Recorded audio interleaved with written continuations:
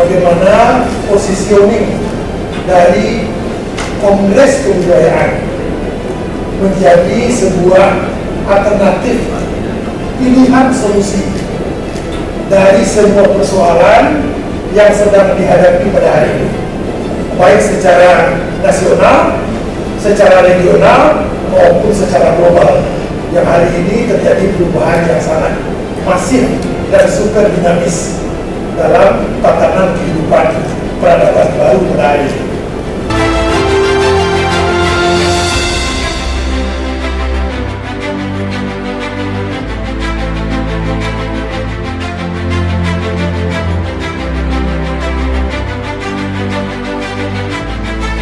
Kongres Kebudayaan, insya Allah sedang dijajaki, Pak Irman sedang mendorong, ini juga akan lintas negara di ASEAN, sedang berproses untuk itu. Nanti Pak Irman akan memberikan banyak hal tentang itu. Tapi yang pasti adalah kegiatan ini sedang menempatkan posisinya dalam merawat kehidupan dan merawat peradaban. Kegiatan ini diharapkan pada posisi yang akhirnya memberikan kontribusi terbesar dalam perspektif kebudayaan. Apa yang harus kita tuju menuju Indonesia Emas 2045? Banyak sekali diskusi dialog yang bicara soal dialog 2045. Tapi ini satu-satunya kegiatan yang saya pernah baca melihat peradaban 2045 Indonesia Emas dalam konteks bingkai kebudayaan. Itu mungkin mudah-mudahan semuanya akan berjalan dengan baik, semuanya akan terlaksana, baik pra-kongres yang akan diisi oleh seminar-seminar yang dilakukan secara online, secara offline maupun secara hybrid, kombinasi antara virtual dan offline, dan juga akan ada nanti podcast. Sedang populer, podcast adalah masa depan, komunikasi masa depan. Sedang disiapkan juga nanti beberapa podcast yang akan memberikan penguatan-penguatan terhadap pelaksanaan Kongres Kebudayaan 2022. Setelah itu puncaknya akan ada Expo dan akan ada Kongres Kebudayaan 2022 yang rencananya kita adakan pada bulan Desember tahun 2022. Apa alasan minta saya jadi Presiden Kongres? Karena Pak Musliar rektor senior yang ada hari ini. Rektor senior, saya tidak kadang-kadang ketika ada pertemuan para Wakil Menteri. Enggak, ini belum sampai ke Wakil Menteri ya. Jadi ketika ada pertemuan rektor-rektor, khusus di Sumatera Barat, ada MOU antara Universitas Rama dengan UMSB. Rasanya kalau duduk dekat Pak Rizky itu sudah sebaya dengan anak saya gitu kan. Sehingga ketika beliau-beliau itu memberikan sambutan yang kita hormati sesepuh kita, saya bilang, waduh tua saya kalau sudah dianggap sesepuh gitu. Tapi karena ini untuk kita, kata Pak Gamawan mengatakan dalam pertemuan itu Pak Asrul ya, kalau Pak Musliar yang jadi presidennya, siapa saja diajak di Sumatera Barat akademis ini pasti bersedia. Makanya saya terima jabatan itu. Pak Nusirwan, walaupun jabatan beliau sekarang harus kita hormati Pak sebagai Direktur Program Besar Sarjana, saya nak buahnya di situ. Tapi kalau saya yang ngajak, rasanya beliau sulit untuk menidakkan. Makanya ini bisa berlangsung. Tapi di tengah perjalanan kita rapatnya berpindah-pindah tempat. Ada yang tempat Peri Mevri, ada yang di Pasca Unan, di tempat Pak Nano, di Beto Rama, di STEMIK, kemudian di kantor Pak Nano. Di tengah perjalanan yang hampir setiap rapat itu berubah proposalnya Pak. Setiap rapat itu berubah proposalnya. Ada saja inspirasi dari kita-kita ini ingin semuanya sempurna. Tapi ketika di dalam perjalanan saya mendapat gejala sakit ketika itu saya bilang, anak-anak juga melarang.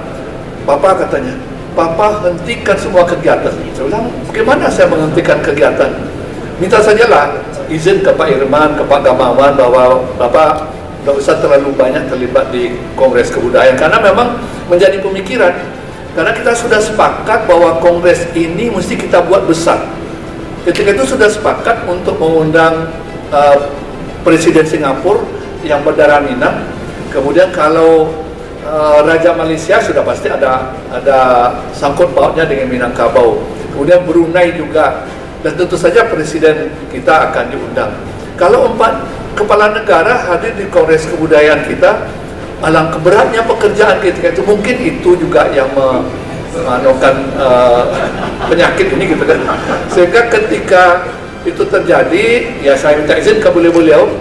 Tapi saya yakin dan percaya 2 tokoh kita ini yang jadi ketua steering committee-nya Pak Nusirwan Effendi yang tidak diragukan lagi, ya, kemudian ketua OC-nya wakil ketua Kadin Indonesia yang hari ini dipercaya menjadi wakil rektor di Universitas Andalas. Oleh karena itu, sebagaimana tadi yang disampaikan oleh Presiden kita, alhamdulillah Pak Presiden kita sudah sehat, ya, sementara agak terganggu pemikirannya karena beliau ini merasa baik kok Yuna bisa jalan enggak gitu loh. Tapi sekarang seolah kalau dengan diluncurkan itu mau tidak mau, suka tidak suka, apapun resikonya, ya, no point of return. Jadi tidak ada ya jalan mundur, yang ada hanya kita maju ke depan. Dan alhamdulillah sebagaimana tadi telah sampaikan, ini bisa terjadi karena betul-betul karena kesadaran kolektif kita. Ya. Tidak ada yang menginisiasi, tidak ada yang katakanlah yang memonopoli dalam pemikiran apapun, tapi betul-betul ada rasa kolektif kebersamaan karena adanya sebuah kebutuhan yang dirasakan. Oleh dikarenakan barangkali adanya pembangunan yang minim, ya, pendekatan kebudayaan. Tentu kita bangga dengan apa yang telah kita capai dalam berbagai bidang, ya, karena kita terlalu direcoki dengan kemajuan itu, peradaban itu selalu dengan hal-hal yang berbau fisik, kemajuan gedung, ya, kesejahteraan fisik, mobil dan sebagainya, tetapi lupa kita mengisi jiwa, ya, batin daripada pembangunan ini. Ini yang saya rasakan.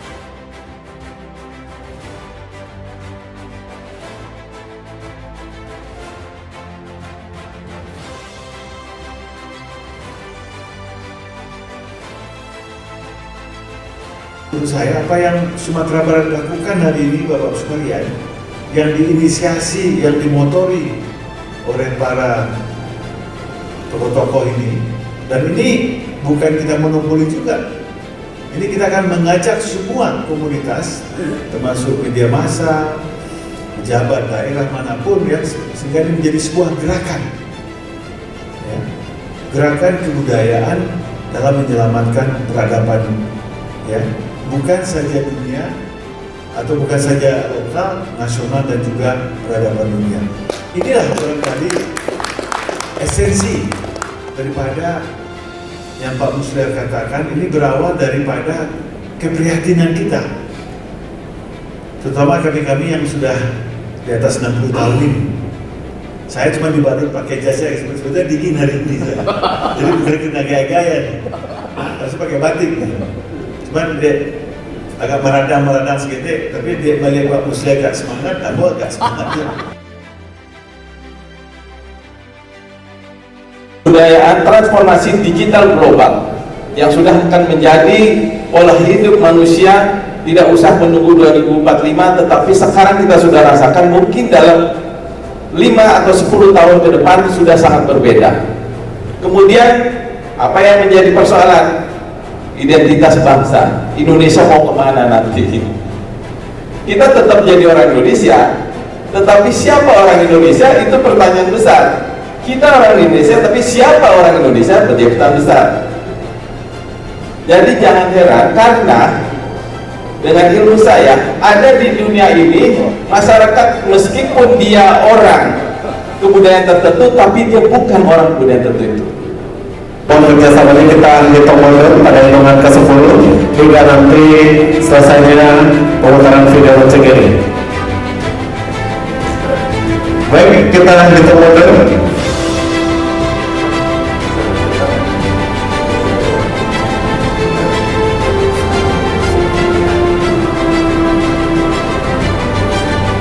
Baik, kita hitung mundur di hitungan ke-10. 10, 9, 8, 7, 6, 5, 4, 3, 2, 1.